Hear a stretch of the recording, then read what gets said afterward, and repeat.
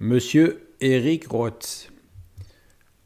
C'est une histoire qui s'est passée dans le village de Grange-Mornan.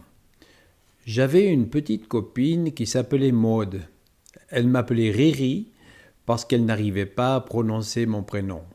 Elle avait 6 ans, moi j'en avais 8. Un jour, elle est venue me raconter qu'elle avait été violée. Elle m'a décrit l'homme, je le connaissais. C'était un rouleur, de ceux qui se louent de ferme en ferme. J'ai été discuter avec la maman de la petite fille, mais elle n'y croyait pas. Alors, avec d'autres gamins, on a décidé de venger notre copine. C'était en 56, la fameuse année où il y avait eu le gel en février. Maude s'est jetée dans la broie. C'était ça le plus terrible.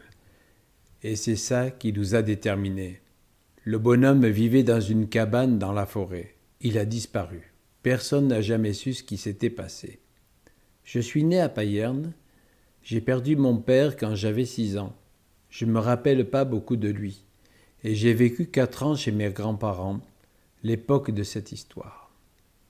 Ma mère s'est remariée avec un vigneron et on est parti habiter à Riez, à Yvorne, puis à Corzier. Et toute cette histoire m'est complètement sortie de la tête. Pendant des années et des années, je n'ai plus pensé à ça. J'ai oublié, voilà. Je ne sais comment on appelle ça. Je ne suis pas du tout sensible, je suis quelqu'un de très optimiste et je vis ma vie. Ça fait 7 ans que ma femme est en EMS. Je me débrouille. Je vais la trouver le dimanche. La semaine, je vais au panorama. Mais une fois que je suis chez moi, je suis chez moi. J'ai appris caroleur comme un métier. Puis j'ai travaillé chez Jetta Roman à Vevey. Je faisais toutes les expositions depuis Genève jusqu'à Sion. On montait des salles de bain et des cuisines. Ensuite, j'ai travaillé chez Bobst pendant 19 ans, comme mécanicien. Et j'ai travaillé aussi dans les sanitaires. Et j'ai fait 17 ans à la commune de Vevey. Voyez, j'ai plusieurs cordes à mon arc. J'étais à l'instrumental de la Tour de Paix depuis 67. Je joue du tambour. Quand j'ai commencé, on avait pantalon noir, veste rouge, puis bonnet à poil, comme les Anglais. On était 12 tambours.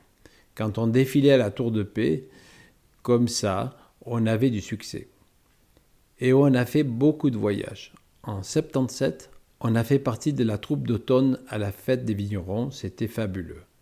On a été reçus chez Chaplin parce que ses derniers enfants faisaient partie de la troupe. On a été à Morges, on a fait beaucoup de trucs. C'était super, super. Il y avait eu le couronnement des vignerons, ils avaient fait le repas à la pâte aux joie au bas du jardin doré.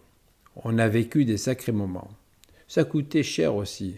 Je rentrais chez moi, je faisais 3 pas, en avait 5 pas, en avant 5 pas et en arrière. C'était ma foi fabuleux. 99, j'ai bien aimé, mais c'était moins fabuleux. Ce serait à refaire, je referais 55, 77, 99, 2019.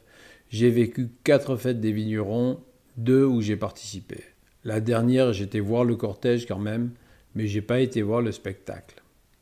Je me suis marié en 71 et j'ai 2 enfants, un garçon et une fille.